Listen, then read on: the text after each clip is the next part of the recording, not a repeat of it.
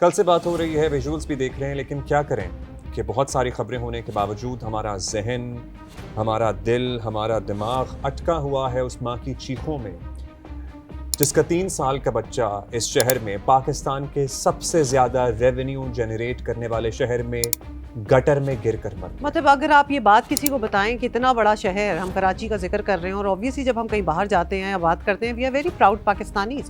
We like to talk about our cities and how well developed at times they are. لیکن جب gutter ہی کھلا ہو اور اس میں بچہ گر کے مر جائے تو اس کے بارے میں مطلب شرمندگی ہوتی ہے نا. How embarrassing it is, and more embarrassing and hurtful بات یہ ہے کہ یہ پہلی بار نہیں ہوا، اور ہمیں یہ بھی نہیں پتا کہ آگے ہوگا کہ ہمیں آلموسٹ تھوڑا سا یقین اللہ نہ کرے کہ there is likelihood that this will happen again. کیونکہ اگر اسی سال کے اگر آپ اعداد و شمار دیکھ لیں، جنوری سے لے کر اب تک دسمبر، اس سال کے آخری مہینے میں ہم کھڑے ہوئے ہیں، 24 لوگ ایک شہر میں نالے اور گٹروں میں گر کر اگر جاں بحق ہو رہے ہیں، اپنی جان گنوا رہے ہیں، تو آپ اندازہ لگا لیجئے کہ حالات کیا ہوں گے. مطلب 24 زندگیاں صرف اس لیے چلی گئی اس شہر میں کیونکہ گٹر کے ڈھکنے نہیں تھے. اچھا، افسوس کی مزید افسوس کی آپ کو بات بتائیں، پھر جب ہم حکام سے بات کرتے ہیں تو آگے جو ہمیں ایکسپلینیشنز ملتی ہیں، سب سے پہلے تو رسپانسبلٹی لینے کو کوئی تیار نہیں ہے، کیونکہ انویریبلی جس علاقے میں، جس سڑک پہ جہاں بھی یہ واقعہ ہوا ہوگا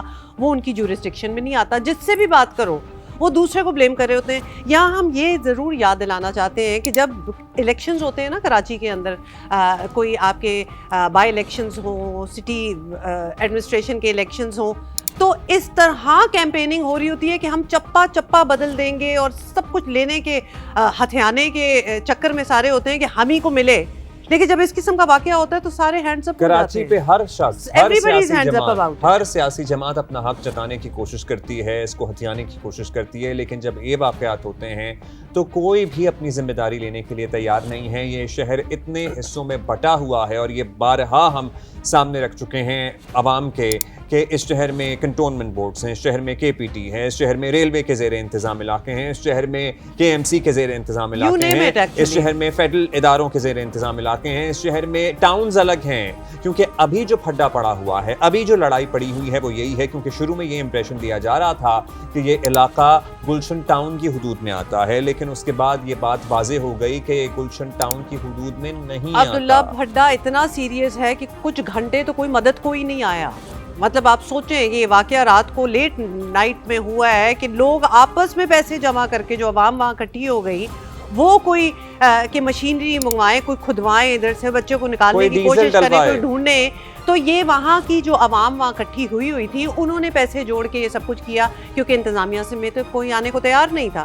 اور پھر اب اس کے بعد سے جب ہم یہ کانورسیشن کرنے کی کوشش کر رہے ہیں، کانورسیشن کے لیے تو سارے آ رہے ہیں لیکن وہی الزام تراشی ہے. مطلب یہاں تک بات ہو گئی ہے کہ فنڈز جو ہیں، جو ہر ٹاؤن کو، ہر علاقے کو ملنے چاہیے، وہ فنڈز جو ہوتے ہیں وہ بس اتنے ہی ہوتے ہیں کہ وہاں کی تنخواہیں دی جا سکیں، اس کے علاوہ ڈیولپمنٹ کوئی نہیں ہو سکتی. میئر کراچی ہمارے ہی شو میں، اور آج نادر نبیل قبول ترجمان حسن حکومت کے کہہ چکے ہیں کہ ہر ٹاؤن کو فنڈز ملتے ہیں. اور جو ٹاؤنز والے ہیں، جماعت اسلامی سے منم ظفر ہمارے ساتھ موجود تھے، انہوں نے کہا جی اتنے ہی فنڈز ملتے ہیں کہ بس تنخواہیں دی جا سکیں. اور وہ بھی انہوں نے الزام لگایا MQM اور پیپلز پارٹی پہ کہ انہوں نے اتنے بھرتی کیے ہوئے ہیں لوگ اور میرٹ پہ نہیں کیے ہوئے ہیں کہ ان کی تنخواہیں صرف اس فنڈ سے دی جا سکتی ہیں، اور بعض اوقات وہ فنڈ بھی ناکافی ہوتا ہے تنخواہیں دینے کے لیے. عبداللہ بات یہ ہے کہ this conversation can go on forever. We are not interested. ہمیں سولوشنز چاہیے، ہمیں پرابلم سالونگ چاہیے، ہمیں ان گٹروں کے ڈھکن چاہیے. And if you have to go as far as to say, کیونکہ ہمیشہ یہی شکایت ہوتی ہے نا کہ جی وہ نشائی ہیں اور وہ ڈھکن اٹھا کے لے جاتے ہیں. ویل ٹریک دا ڈھکن، گو ایز فار.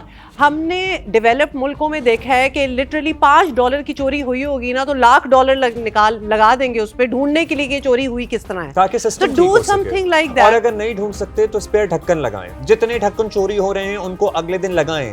اس ملک میں جہاں حکمرانوں اور اشرافیہ کے پیچھے پروٹوکول میں اتنی گاڑیاں چل سکتی ہیں، وہاں اتنے پیسے ضرور ہوں گے کہ شہر میں بچوں کے گرنے اور جاں بحق ہونے کے واقعات روکنے کے لیے گٹروں کو کور کیا جا سکے. یا پھر out of the box ideas ہیں. بھئی یہاں اتنی زیادہ پاکستان میں ایسی کمپنیز ہیں جو ریسائیکلڈ مٹیریل سے گٹروں کے ڈھکن اور اس قسم کی چیزیں بنا رہی ہیں. انوویٹ کریں، کچھ اور سوچیں جس کی ویلیو ان نشئیوں کے لیے نہ ہو کہ وہ ڈھکن اٹھا کے لے جائیں، لیکن ایٹ لیسٹ ان کی یوٹیلیٹی ہو.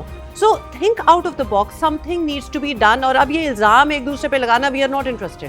ہم ایز عوام are not interested in this anymore. آپ ہمیں solution دیں. ایک لفظ ہوتا ہے زچ آ جانا. اب عوام لٹرلی زچ آ گئے ہیں, تنگ آ چکے ہیں حکمرانوں کی, سیاسی جماعتوں کی رسہ کشی دیکھ دیکھ کر, اور اس میں سفر کون کر رہے ہیں؟ اس شہر میں رہنے والے, اس شہر میں بسنے والے.